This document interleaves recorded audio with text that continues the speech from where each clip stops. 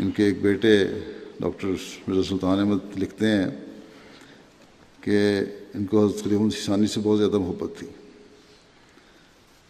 چند سال قبل ان کو دل کی تکلیف شروع ہوئی، بلکہ کافی عرصے سے تھی، لیکن